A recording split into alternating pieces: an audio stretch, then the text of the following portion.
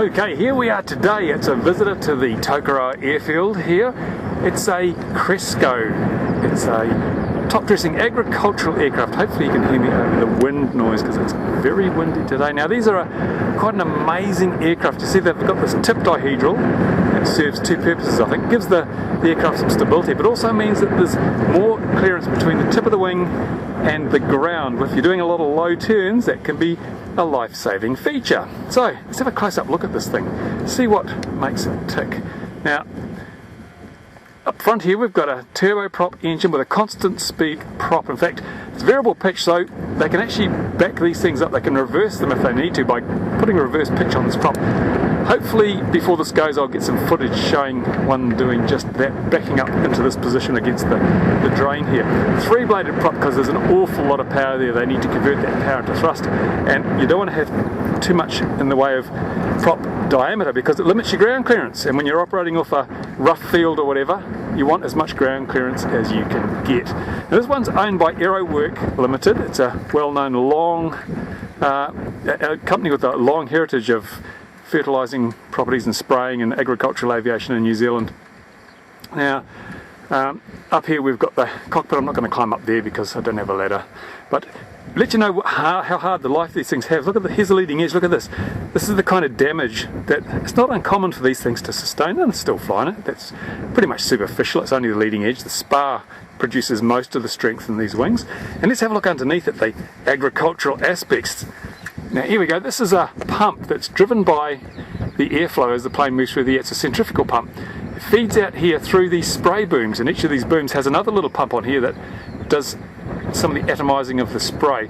This aircraft's being used to spray, I think, copper on the forestry that we have around here. A lot of plantation forestry, and at certain times of the year they spray copper to avoid diseases and fungal and sort of all sorts of stuff like that. So the sprays are for the health of the forest. Now let's get in the back and have a look. I'll go around the wingtip here, and you can see they've got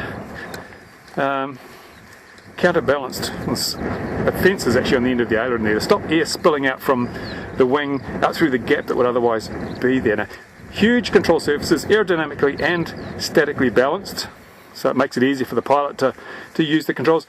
Flaps, quite large flaps as well. They move out as they come down. In the back here there's a massive hopper in here. You can see up the top here, massive hopper that can contain all the spray whatever. This will hold 2.2 tons of spray. That's a lot of weight to add to an aircraft this size, but that's why they have the big engine up the front and all this massive wing area. So this is an area where they can store stuff and even carry people. I don't know if they're allowed to, but they do carry people sometimes.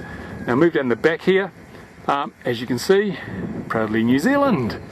And as I say, these have get a hard life.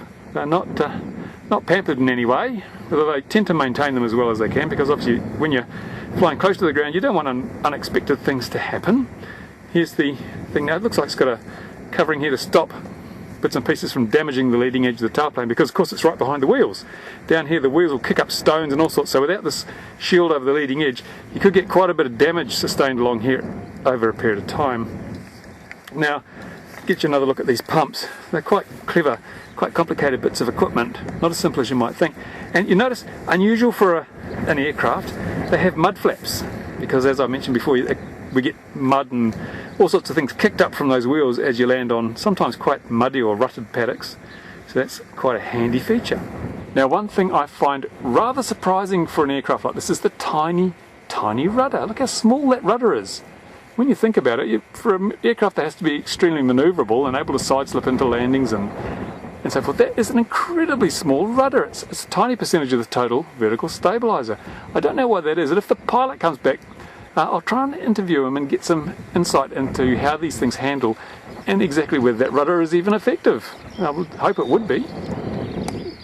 And as I was saying, you want as much wingtip clearance as you can get with a plane like this, and as you can see, sometimes enough isn't enough. Up here you can see some clever bits of high-tech antenna, because these things have onboard GPS guidance that enables them to spray a pattern without wasting any spray due to overlap or without creating any gaps. It's all GPS equipped inside with clever displays that allow you to see exactly where you've been and where you're going. Now this piece of metal here, I'm not sure what that is, but it wouldn't surprise me if that was a wire cutter like they have on helicopters, because you're flying in an area where there may be telephone wires, power wires, and agricultural pilots sometimes can't see those wires. They may not even be on maps. So that piece of metal there may be to deflect any wire you're flying to, stop it coming through the canopy and taking off your head. But I'm just guessing there. I'm just suggesting that might be the case. I know that's what they use on the helicopters. And how much fuel will this carry? Well, there seems to be 4 tanks, each one capable of holding 142 litres. That one's 141, the back tank.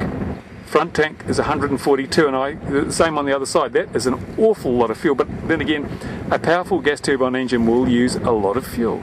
And here is a nifty feature. If you want to see where your wheels are in respect to the ground, or ruts or potholes or whatever, what better than a mirror, a rear vision mirror? I guess this one, I don't know where it's going to show you, but maybe, I think it actually gives you a look at the pump. If you're in the cockpit, you can look down here and see, I don't know, maybe the wheels, maybe the pump, make sure everything's ticking over, I suppose. But you don't often see rear view mirrors on full-size aircraft. Now, it may have a very small rudder, but they have a massive elevator on these aircraft. I guess they need lots of pitch control, because when you're flying in cramped conditions, you need to have a responsive aircraft, certainly in pitch, so that you can avoid the ground. And you can see, as with most things, a lot of the controls and the linkages are pretty basic, pretty rudimentary, but I guess they work.